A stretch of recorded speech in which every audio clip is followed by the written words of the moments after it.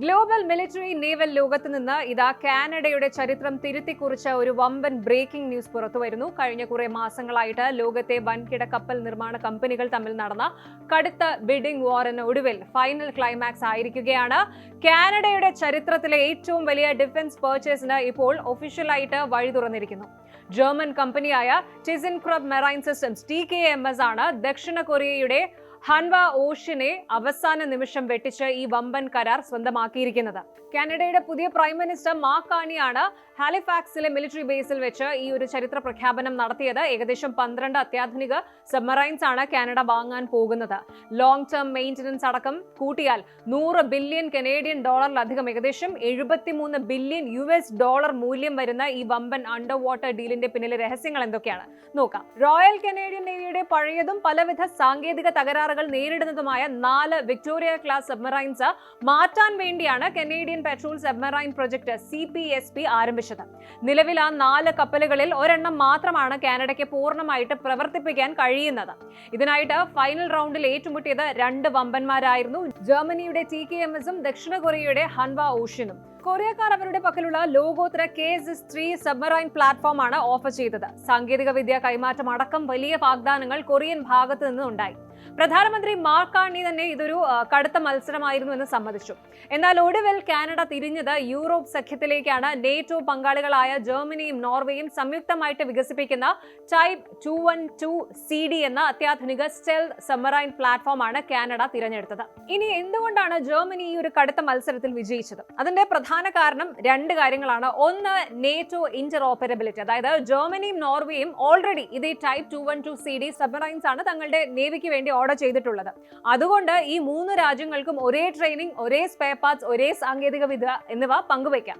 ആവശ്യമായി വന്നാൽ ക്രൂ അംഗങ്ങളെ വരെ പരസ്പരം എക്സ്ചേഞ്ച് ചെയ്യാം. അടുത്തതെന്ന് പറയുന്നത് 2034 ഡെലിവറി ടൈം ലൈൻ. അതായത് സാധാരണഗതിയിൽ പുതിയൊരു സബ്മറൈൻ ഡിസൈൻ ചെയ്ത് നിർമ്മിക്കാൻ വലിയ സമയമെടുക്കും. എന്നാൽ ജർമ്മനിയും നോർവേയും തങ്ങളുടെ സ്വന്തം ഓർഡറുകളിൽ ചിലത് കാനഡയ്ക്കായിട്ട് റീഅലോക്കേറ്റ് ചെയ്യാൻ തയ്യാറായി. ഇതിലൂടെ 2033 ആദ്യ സബ്മറൈനും 2034 4 സബ്മറൈനുകളും കാനഡയ്ക്ക് കൈമാറാൻ TKMSന് സാധിക്കും. ഇത് വിക്ടോറിയ ക്ലാസ് വിരമിക്കുന്നതിന് മുൻപ് കാനഡയുടെ പ്രതിരോധ സുരക്ഷ ഉറപ്പാക്കും.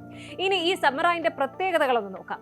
ലോകത്തിലെ ഏറ്റവും സൈലന്റ് ആയ, അതായത് സ്റ്റെൽത്തിയസ്റ്റ് സബ്മറൈനുകളിൽ ഒന്നാണിത്. ഇതിന്റെ ultra low acoustic and magnetic signatures കാരണം കടലിനടിയിലുള്ള ശത്രുക്കളുടെ റഡാറുകൾക്കോ സോണാറുകൾക്കോ ഇതിനെ കണ്ടെത്താൻ കഴിയില്ല. ഇതിനേക്കാൾ എല്ലാം ഉപരി കാനഡയെ സംബന്ധിച്ച് ഏറ്റവും പ്രധാനപ്പെട്ടത് ആർട്ടിക് കേപ്പബിലിറ്റിയാണ്.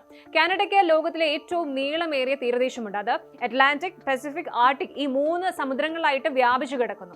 ആർട്ടിക് മേഖലയിലെ കടുത്ത മഞ്ഞുപാളികൾക്ക് താഴെ പോലും മാസങ്ങളോളം കിടന്ന് സർവൈലൻസ് നടത്താനും സ്പെഷ്യൽ ഫോഴ്സിനെ വിന്യസിക്കാനും ശത്രുക്കളെ പ്രതിരോധിക്കാനും ഈ ടൈപ്പ് 212 CD സബ്മറൈൻസിന് സാധിക്കും. തുടക്കത്തിൽ പറഞ്ഞതുപോലെ ഈ സബ്മറൈൻ ഓർഡർ മാത്രം ഏകദേശം $12 ബില്യൺ വരുമെന്നാണ് റോയിട്ടേഴ്സ് റിപ്പോർട്ട് ചെയ്യുന്നത്. എന്നാൽ ഇതിന്റെ 30 മുതൽ 50 വർഷം വരെയുള്ള മെയിൻ്റനൻസും ഇൻഫ്രാസ്ട്രക്ചറും കൂട്ടിയാൽ മൊത്തം പ്രൊജക്ടിന്റെ ചെലവെന്ന് പറയുന്നത് $100 ബില്യൺ കനേഡിയൻ കടക്കും.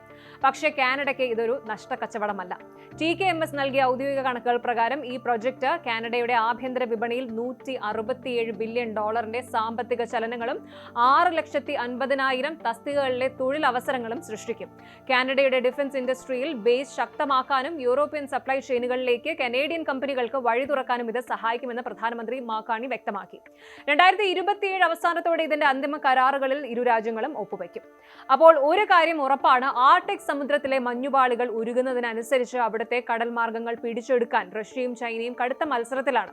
ഈ ഒരു സാഹചര്യത്തിൽ $100 ബില്യൺ ഇറക്കി ശത്രുക്കളുടെ റേഡാറുകളുടെ കണ്ണ് വെട്ടിച്ച് കടലിനടിയിലൂടെ ശബ്ദമില്ലാതെ സഞ്ചരിക്കുന്ന 12 അണ്ടർ വാട്ടർ ഗോസ്റ്റുകളെ വാങ്ങാനുള്ള കാനഡയുടെ ഈ ഒരു തീരുമാനം വെറും ഒരു മിലിറ്ററി പർച്ചേസ് മാത്രമല്ല, അത് വടക്കൻ ധ്രുവത്തിലെ വരാൻ പോകുന്ന വലിയൊരു യുദ്ധത്തിനുള്ള കാനഡയുടെ മുൻകരുതലാണ്.